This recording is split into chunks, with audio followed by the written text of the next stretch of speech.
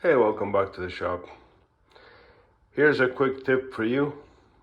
If you have a blank, let's say like this size here, you're gonna want to make it round on your bandsaw. So therefore you're gonna find something that is about the width and center there and make a blank. However, if you're in this situation, as you can see, there is like an extra 3 inches here. And you'll think, well, it's gonna become round, so I'm gonna have to turn it. But that is not the case. If you do this, you'll wind up with a bowl. That's not a good example, but more like that.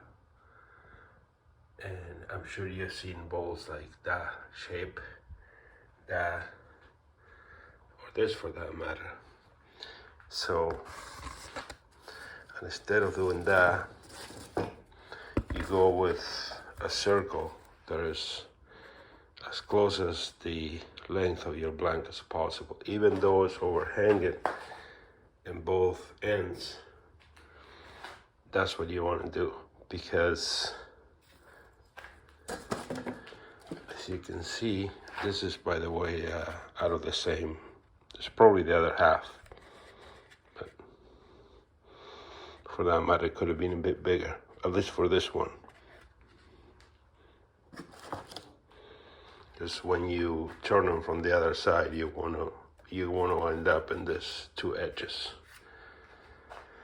Anyways, I noticed over time that I had these blanks and I used to make circles, and I'm like, wind up with these balls that are about 8 or 9 inches, and I'm like, but the thing was like 12. What happened? Well, that's what happened. So anyways, I hope that helps you out.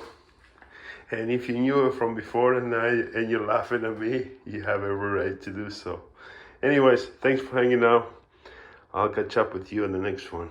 Actually, the next one is gonna probably be this, or I actually did another one that I recorded. So I'll see you then. Ciao, ciao.